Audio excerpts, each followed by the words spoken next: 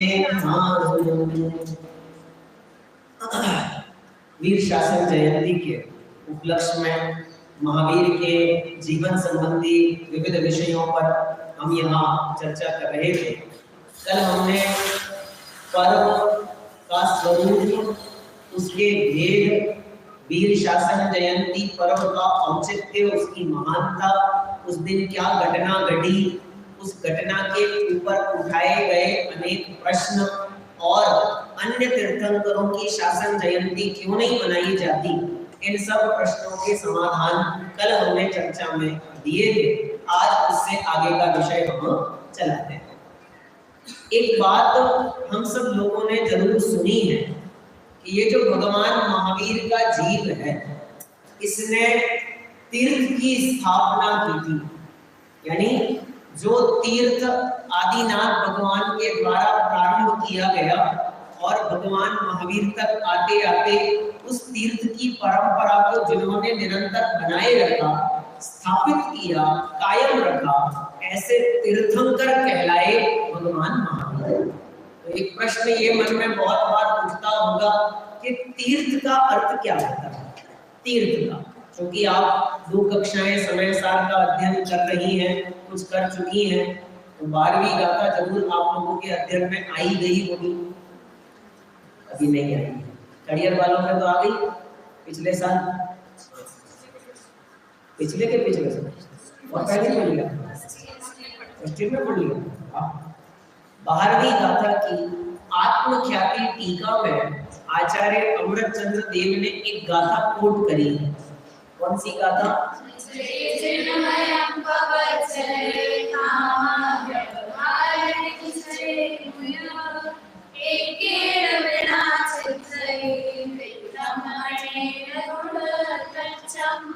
ठीक है, अब वेरीफाई कर लो, सबके पास समय साथ रखा हुआ है। 12वीं गाथा की टीका है, बराबर है? देखो निकालो, है कि नहीं है? क्योंकि ये गाथा नए चक्र में भी आई है। पेज नंबर 31, पेज नंबर 31 गाथा है। और इस गाथा का उन्होंने उद्धरण दिया, रेफरेंस। मूल कहाँ की है ये लिखा हुआ नहीं है, लेकिन रेफरेंस के रूप में यह गाथा प्रयोग में ली गई है। अरे भाई, ये गाथा अनेक स्थानों पर प्रयोग में आई है, अनेक स्थानों पर, और इसका मूल आधार क्या है ये नहीं पता। बहुत सारे स्थानों पर, जैसे अपन एक दिन चर्चा करते ना, वो छंद, कौन सा भवितव्यता वाला, कौन सा छंद था? जायते बुद्धि व्यवसाय कोई तादृशा सहाय तादृशा संधि राशि। कहां का है? कहां का है? मैं उस दिन भी कहा था, ये अनेक स्थानों पर प्रयोग में लिया गया है, बराबर। चाणक्य नीति के 6वें अध्याय का 6वां छंद है। महर्षि चाणक्य ने इसका प्रयोग किया है। ये बिल्कुल एक अक्षर भी नहीं बदला, एक अक्षर भी नहीं, पर हमारे यहाँ भी इसका प्रयोग है। अब हमारे यहाँ कहाँ है ये, एक बार आप क्रमबद्ध पर्याय के अंदर पढ़ें। क्रमबद्ध पर्याय में इसका कोट किया हुआ है। मैं रेफरेंस भूल रहा हूँ कि कौन सी जगह का, किसी न किसी स्तोत्र के बीच का ही है, जहां तक मुझे ध्यान में आ रहा है। आप लोग देखिए, ऐसे ये जो गाथा है, ये अनेक स्थानों पर प्रयोग की गई गाथा है। और इस गाथा के अंदर एक जो विशेष बात है जो मुझे पॉइंट आउट करनी है, वो ये है, एकेण विना छिज्जयि तीर्थम अन्येण गुणतच्चम। ये लिखा है, इसका अनुवाद भी है, अदा ने किया। इस गाथा को महत्वपूर्ण जानते हुए, यदि चाहते हो जैन दर्शन प्रवरता जगत में, व्यवहार निश्चय नयों में से किसी को छोड़ो नहीं। व्यवहार नय बिन तीर्थ का, हर नियत नय बिन तत्व का, लोक होगा इसलिए तुम किसी को छोड़ो नहीं।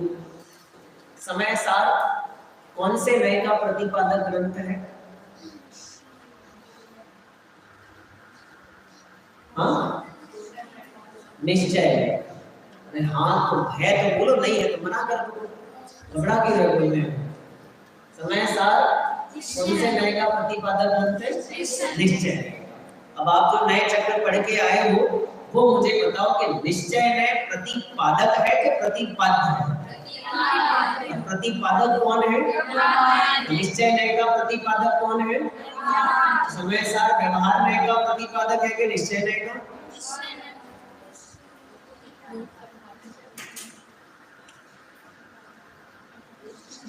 हाँ, समय सार में जितनी चर्चा निश्चय ने की है, जितनी स्थापना निश्चय ने की है, उससे कई गुना ज्यादा स्थापना व्यवहार ने की। व्यवहार ने अदा ने एक बार बहुत बढ़िया ये विषय उठाया था निमित्त उपादान के संबंध में। हमेशा व्यवहार की ही स्थापना क्यों की जाती है, निश्चय की क्यों नहीं की जाती? निश्चय को बचाने का प्रयास क्यों नहीं किया जाता? व्यवहार को ही बचाने का प्रयास क्यों करते हैं? नहीं है समझ में आपको? अभी निमित्त को ही मुख्य क्यों किया जाता है, उपादान को मुख्य क्यों नहीं किया जाता? निमित्त प्रधान कथन है, ये तो निमित्त प्रधान कथन है, तो एक उपादान प्रधान कथन भी तो बताओ, वो क्यों नहीं बताते? तो आचार्यों ने कहा जिसके लोप होने का खतरा होता है ना, बचाया भी उसी को जाता है। जिसके लोप होने का खतरा होता है बचाया भी उसी को जाता है। गाय के मारने पे पाबंदी नहीं है, शेर के मारने पे पाबंदी है।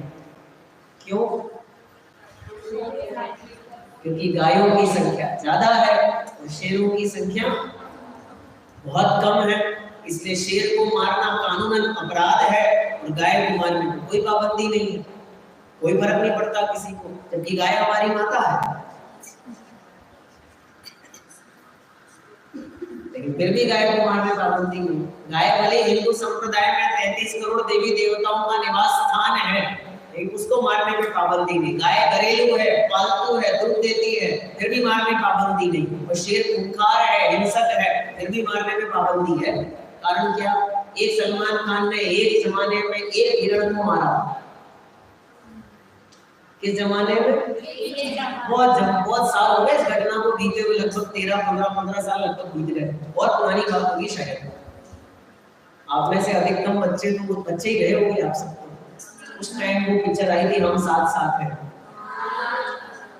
और उस टाइम वो एक दृश्य जोधपुर में शूट हुआ था, और वहां उसने वो घूमते फिरते एक काले हिरण को मार दिया 4-5 लोगों ने मिलकर के। उसके परिणाम वो आज तक भुगत रहा है। आज तक कोर्ट में सुनवाई चल रही है, सब कुछ हो रहा है, जो भी है। काले हिरण पे क्यों? वो तो रोज मांस खाता होगा, उस पे केस क्यों नहीं चल रहा? काले हिरण पे क्यों? रीजन है उसके लोप होने का खतरा है। समस्या ये नहीं है कि बर्तन का स्वामी कौन है, कि सबको पता है कि बर्तन तो स्टील का ही है। तो किस बर्तन पे आज तक लिखा गया कि यह बर्तन स्टील का है? लिखना क्या पड़ता है? ये बर्तन शाश्वत धाम का है। क्यों भाई? क्यों? क्योंकि ये बर्तन किसका है, ये स्वामित्व थोड़े रुपयों में बदल जाएगा, लेकिन ये बर्तन स्टील का है, ये स्वामित्व कुछ भी कर लो कभी बदलने वाला है ही नहीं, उसको कोई खतरा ही नहीं है। कोई खतरा नहीं है, कोई टेंशन नहीं है उसे। ये बर्तन जो उपादान है ना, वो तो परमानेंट रहने वाला है ना, बदलेगा तो कौन? निमित्त बदलेगा। इसलिए चर्चा निमित्त की ज्यादा, प्रमुखता निमित्त की ज्यादा, लेकिन निमित्त की प्रधानता में प्रधान तो उपादान ही होता है। व्यवहार की चर्चा में प्रधान तो सदैव निश्चय ही होता है। क्यों कह रहे हैं आचार्य इस तरह से? क्यों ये चर्चा कर रहे हैं कि तीर्थ का लोप हो जाएगा, तीर्थ का लोप हो जाएगा, व्यवहार में को नहीं मानोगे तो? कौन से वाले तीर्थ का लोप होगा भैया? सम्यक शिखर का, गिरनार का, चंपापुरी का, पावापुरी का, कौन से वाले तीर्थ का लोप हो जाएगा? तीर्थ तो यही सब है ना, कौन से तीर्थ का लोप? बताओ, ये सब भी तीर्थ हैं, लेकिन वास्तविक तीर्थ तो कोई और है। जिससे तरे भव सिंधु वह परमात्म तीर्थ है। जिससे भव सागर तरा जाए, पार हुआ जाए, वह है तीर्थ। तीर्थ की व्युत्पत्ति अर्थ है ये तो, जो जिससे तरा जाए, जिससे तेरा जाए, जिससे पार हुआ जाए, उसका नाम तीर्थ है। और भगवान महावीर का जो उपदेश है वो है वास्तव में तीर्थ, क्योंकि वो भव्य जीवों को संसार सागर से पार उतारने में निमित्त बनता है। और यदि व्यवहार नए को लोप कर दोगे तो उपदेश का ही लोप हो जाएगा, तो पूरे तीर्थ का लोप हो जाएगा। तीर्थ का मतलब जिनवाणी, तीर्थ का मतलब जिन मंदिर, तीर्थ का मतलब द्वादशांग, तीर्थ का अर्थ आचार्य परंपरा, तीर्थ का मतलब शुद्ध परंपरा, ये सब नष्ट हो जाएगा अगर व्यवहार नए को नहीं। अब व्यवहार नए को तो मानना है, पर मानना व्यवहार नए के हिसाब से नहीं है। अब देखो, शब्दों का खेल है, भाव को समझने का प्रयास करिए। व्यवहार नए को तो मानना है, पर मानना व्यवहार नए के हिसाब से नहीं है। श्रद्धा व्यवहार नए के हिसाब से नहीं चलेगी, श्रद्धा तो निश्चय नए के हिसाब से, लेकिन लोक व्यवहार तो व्यवहार से ही चलेगा। इसलिए दोनों नयों की अपनी अपनी उपयोगिता है। बराबर, चलते हैं विषय। तीर्थ शब्द की व्याख्या कर रहे हैं। बहुत सारे अर्थ तीर्थ में से निकलते हैं। आचार्य समंतभद्र देव ने आप्त मीमांसा में भी ये शब्द प्रयोग किया। तीर्थ कृत समयानां च परस्पर विरोधतः सर्वेषां आप्तता नास्ति कश्चिदेव भवेत्। कोई एक ही गुरु हो सकता है, कोई एक, क्योंकि बहुत सारे तो असत्य होते हैं, सत्य तो सदैव एक ही हो सकता है। तो इतने लोग अपने आप को तीर्थ का, समय का, दर्शन का प्रणेता कहते हैं। समय शब्द की व्याख्या में पढ़े होंगे आपने, ये अर्थ है ना। समय शब्द के अर्थों में एक अर्थ है दर्शन, मत, सिद्धांत, बराबर है। वही तीर्थ के भी अर्थ है। जो लोग अपने को समय का, दर्शन का प्रणेता मानते हैं, वे अपने अपने दर्शन के तीर्थंकर, अपनी अपनी मान्यता में तीर्थंकर हो गए।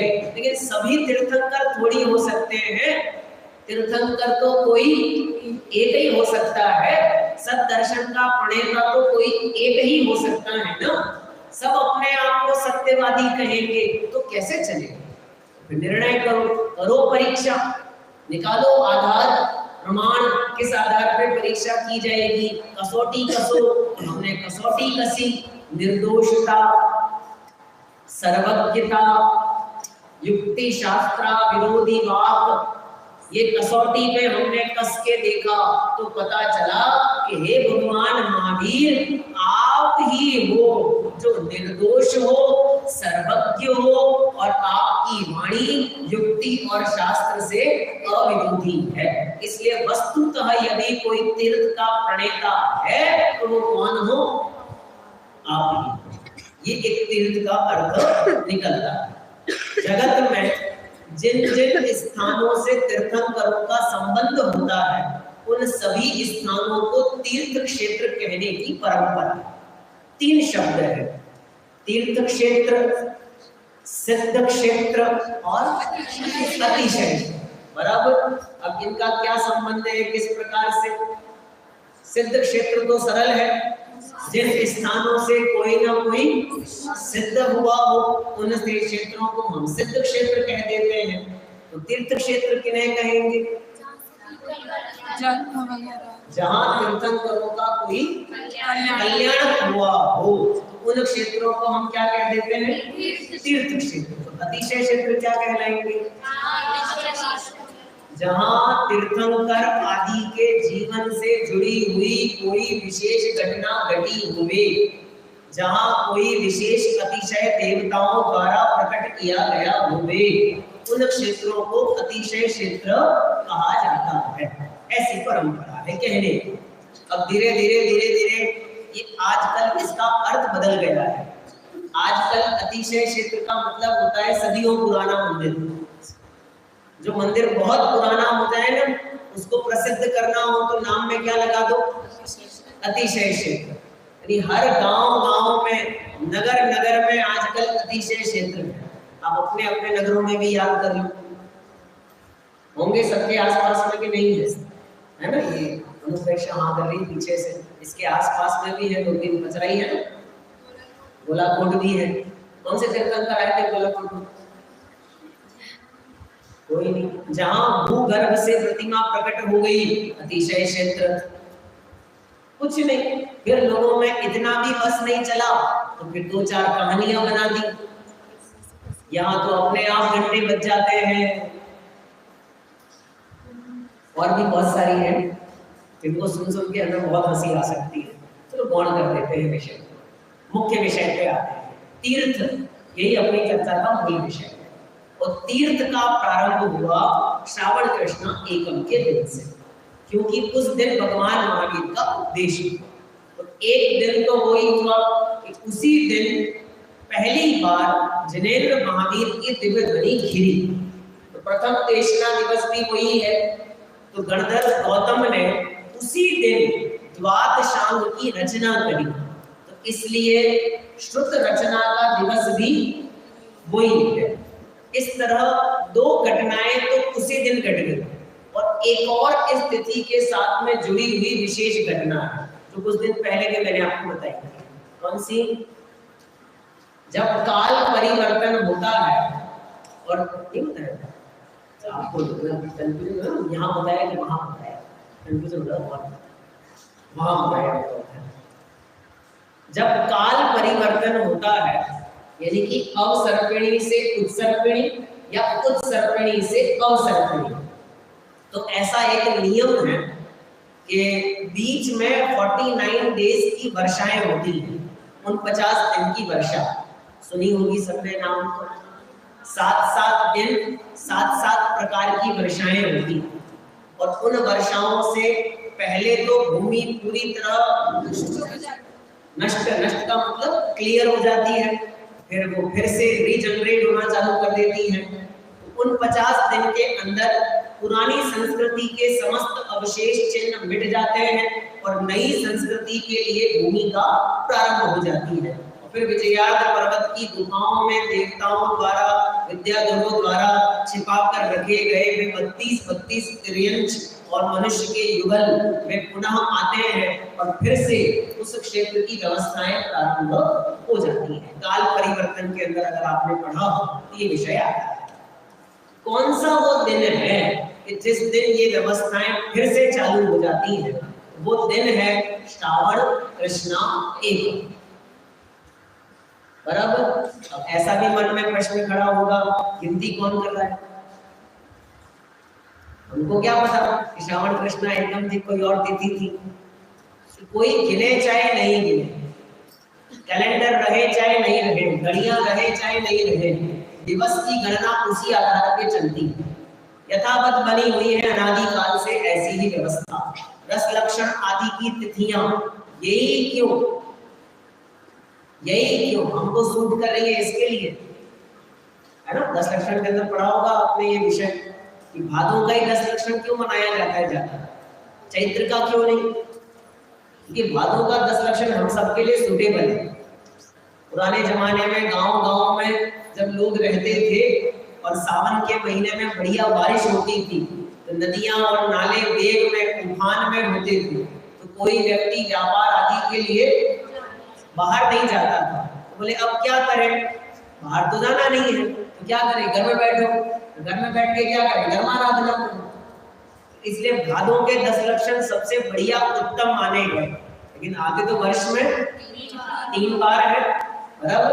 विषय यही है। तो श्रावण कृष्णा एकम इस तिथि का एक महात्म्य, एक विशेषता यह भी है कि यह तिथि युग के आरंभ की तिथि है। अवसर्पिणी और उत्सर्पिणी के आरंभ की तिथि भी यही तिथि है। इसलिए इस तिथि का एक विशेष वैशिष्ट्य ये भी कहा जा सकता है। और फिर थोड़ी इस एक घटना की व्याख्या करते जाओ तो कह दो गौतम गणधर की दीक्षा का दिवस भी यही है, बराबर। गौतम स्वामी के गणधर पद में विराजमान होने का दिवस भी यही है, और दिव्य ध्वनि खिरने का दिवस भी यही है, द्वादशांग की रचना का दिवस भी यही है। सारी बातें जिस दिन भगवान महावीर स्वामी की प्रथम दिव्य ध्वनि खिरी, उस दिन एक घटना और घटी थी। इस घटना के अलावा क्या घटी थी?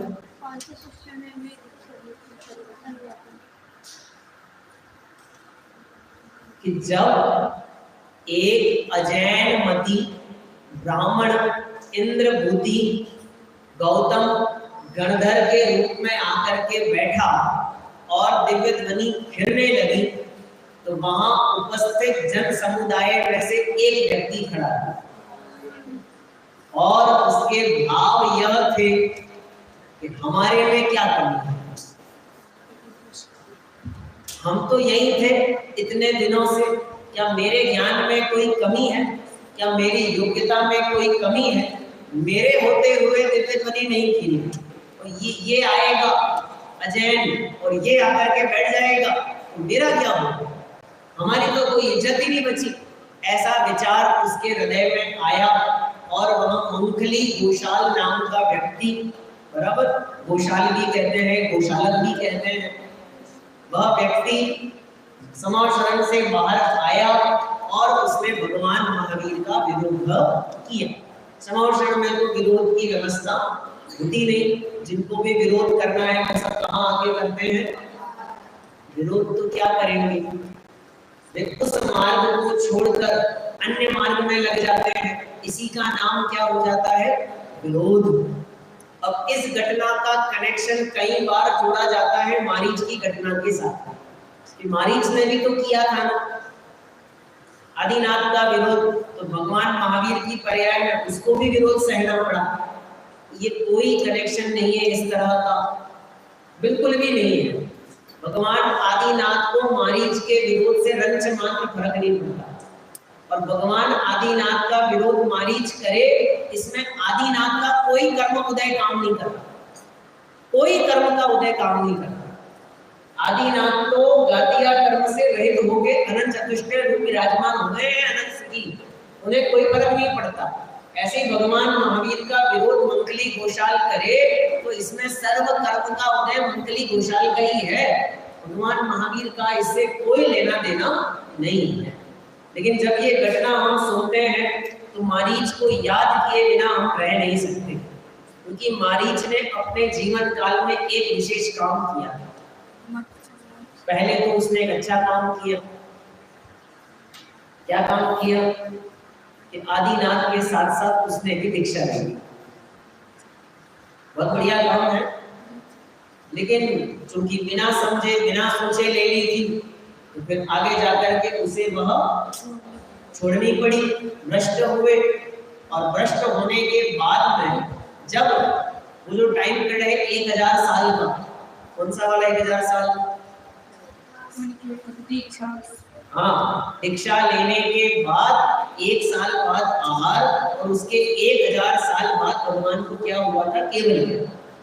तो केवल ज्ञान होने पर मारीच ने भगवान का विरोध किया। घटना तो तब जब वो प्रश्न भरत चक्रवर्ती ने पूछा था, मैंने बताया। अब वहां पे एक बात ऐसी हम लोग सुनते हैं, पढ़ते हैं, बोलते हैं कि मारीच ने 363 पाखंड मतों की स्थापना करी, बराबर। अब ये एक चर्चा है, श्रेणी ने बहुत बढ़िया इसकी एक विवेचना ये हमको लिख करके प्रस्तुत करी है, और इसको पद्म पुराण, वैनन सिद्धांत कोश, उत्तर पुराण, हरिवंश पुराण, राजवार्तिक, सर्वार्थ सिद्धि, भाव बाउल, कोमट सार, पंच संग्रह आदि अनेक ग्रंथों का रेफरेंस लेकर के उन्होंने ये विषय तैयार करके यहाँ पे सामने रखा। मैं पूरा विषय तो आपको पढ़ के नहीं सुनाऊंगा, उसका सार मैं आपको बता देता हूँ। जो मुझे प्रतीत होता है वो ऐसा है, अनेक ग्रंथों से प्रमाण करके मारीच ने 363 मतों की स्थापना करी, ये ईशद सत्य है। स्यात् कथनचित, मारीच ने 363 मतों की स्थापना करी, ये उतना ही सच्चा है कि जैसे कोई व्यक्ति एक महल की नींव रखे, नींव, और नींव रखने के बाद एक मंजिल मकान बने और वो मर जाए, और उसके बाद में 8 मंजिल मकान बाद में और बना, तो 9 मंजिल के मकान की स्थापना किसने करी? मकान तो 9 मंजिल का है, स्थापना किसने करी? किसका लिखा जाएगा नाम? जिसने सबसे पहले नींव रखी थी उसी का लिखा जाएगा नाम, भले ही वो रहा हो चाहे नहीं रहा हो। ऐसे ही मारीच जी ने 363 मतों की स्थापना करी, ये उतना ही सत्य है। उसने प्रारंभ किया, प्रारंभ, और इस घटना को ध्यान में रख के हमें ये बात समझ लेनी चाहिए कि जिस काल जैन दर्शन प्रकटित हुआ तीर्थंकर की वाणी में, उसी के साथ साथ समानांतर अन्य दर्शनों का प्रणयन भी प्रारंभ हो गया। यानी अन्य मतियों का, अन्य दर्शनों का, उनकी स्थापना एक उस काल से ही होती रही, और कोई आश्चर्य नहीं है, घटते रहे, मिटते रहे। अरे जैन दर्शन भी तो विच्छुत्ति को प्राप्त हुआ है, कल हम उसकी भी चर्चा करेंगे कि विच्छुत्ति कब कब हुई, कैसे कैसे हुई। लेकिन अभी मूल विषय, तो 363 मत चले, और इनकी चर्चा केवल आदिनाथ के काल में नहीं, आगे आने वाले अनेक तीर्थंकरों के काल में आती है, और अनेक हर पुराण में इनकी चर्चा है। तो कौन से 363 मत हैं? इनके नाम है, मोटा मोटा बता देता हूँ। भाव भावों की गाथा नंबर 135, आप मेरे से लेकर के आप इसमें से पूरा नोट कर सकते हैं, जिनको भावनाओं में समझ नहीं, ठीक है। क्रियावादियों के 180 मत, अक्रियावादियों के 84 मत, अज्ञानवादियों के 67 मत, और वैनयिकवादियों के 32 मत, कुल मिला के 363। बराबर, 4 नाम बोले, क्रियावादी, अक्रियावादी, अज्ञानवादी और वैनयिक। इनमें से 3 तो मिथ्यात्व के ही नाम, बराबर, बराबर है ना। अब मूल बात, 363 में से मरीचि कौन सा था? तो मरीचि के बारे में ऐसा लिखा है कि वह अक्रियावादी था, अक्रियावादी, यानी 363 उसने नहीं बनाया, वो तो एक टाइप का ही था 363 में से। तो अक्रियावादी के वेदों में इसकी चर्चा आती है। राजवार्तिक के पहले सूत्र के 20वें वार्तिक में इसके नाम आदि की चर्चा यहाँ पे लिखी हुई है, आप उसको भी मेंशन कर सकते हैं। कुछ कुछ नाम भी दिए हैं, कोलकल, काणेविद्धि, कौशिक, रोमश, मुंड आदि क्रियावादियों के 180 वेद, मरीचि कुमार, कपिल, उलूक, मार्ग, मौद्गलायन आदि अक्रियावादियों के 84 वेद, शाकल्य, बक्कल, बादरायण, वसु आदि अज्ञानवादियों के 67 वेद, वशिष्ठ, पाराशर आदि वैनयिकों के 32 वेद। इस तरह हमारे द्वादशांग के 12वें अंग दृष्टिवाद में इनके भेद प्रभेदों का निरूपण किया है। हमारे यहाँ इनकी चर्चा है। अब प्रश्न, द्वादशांग कब से है? अनादि से। अनादि से क्यों कहते हैं? हर बार नया नया प्रण करना पड़ता है। अभी तो मनाया शब्द रचना दिवस, मैं तो बोला था मैंने, दीक्षासन जयंती। हम कह रहे भगवान आदिनाथ के काल से, मान लो मोटा, भगवान आदिनाथ के काल में जब द्वादशांग की निरूपणा या द्वादशांग का गठन प्रथम कौन थे? ऋषभ सेन नाम के गणधर ने जब किया था, तो उस काल में उन्होंने भी दृष्टिवाद के वेदों में 363 मतों की चर्चा तो करी ही होगी निश्चित रूप से। इस आधार पर यह माना जा सकता है कि 363 जो मत हैं ये मिथ्या दृष्टियों के मत हैं और अनादि काल से चलते आ रहे हैं, कोई आश्चर्य की बात नहीं है। लेकिन ये भी मैंने जो विषय कहा वो भी आप समझ लेना कि वो सब के सब मरीचि नहीं खड़े किए, ऐसा बिल्कुल भी नहीं है। अन्य अन्य काल में अनेक अनेक लोग खड़े हुए और उन लोगों ने अनेक अनेक मतों की स्थापना करी। जो अभी अभी नाम राजवार्तिक में मैंने पढ़े, राजवार्तिक के सूत्र के आधार पर, वार्तिक के आधार पर, वे सारे नाम तो अभी 2000-2500 साल के अंदर अंदर वाले। ये पराशर, वशिष्ठ, ये सब नाम तो अभी अभी के।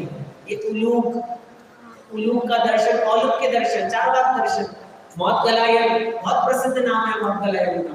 और भी जो नाम है ये सब भी वर्तमान काल में ही हो रहे हैं, तो ज्यादा पुराने नहीं है, 2000 साल के अंदर अंदर। इसका मतलब 363 मत तब भी चलते थे, आज भी चल रहे होंगे, कोई आश्चर्य की बात इसमें नहीं है, लेकिन हमें इनको जानना बहुत जरूरी है। अब अगली चर्चा में हम दो विषयों पे चर्चा करेंगे। एक, भगवान महावीर के काल में परिस्थितियां कैसी थी, सांप्रदायिक, राजनैतिक, धार्मिक, इस पे अनुष्का ने लिख करके दिया है, अनुष्का लिखन, तो वो उसके आधार पर भी चर्चा करेंगे। और इसी के साथ में कनेक्ट करते हुए उस काल के कुछ महान व्यक्ति, महान का मतलब अच्छे रूप में भी और बुरे रूप में भी, दोनों रूप में, उस काल के प्रसिद्ध व्यक्ति बहुत सारे हैं, स्त्रियों में भी और पुरुषों में भी, दोनों की चर्चा हम करेंगे। और फिर अंतिम चर्चा हमारी चलेगी धर्म विच्युति के संबंध में, क्योंकि भगवान आदिनाथ से लगाकर भगवान महावीर के बीच में कई बार धर्म की विच्युति हुई है। तो विच्युति का अर्थ क्या होता है, धर्म की विच्युति कैसे होती है, कितने कितने काल तक हुई, इन सब की चर्चा अपन अगली कक्षा में करेंगे। अभी हम यहाँ विषय को पूरा। ओम नमः।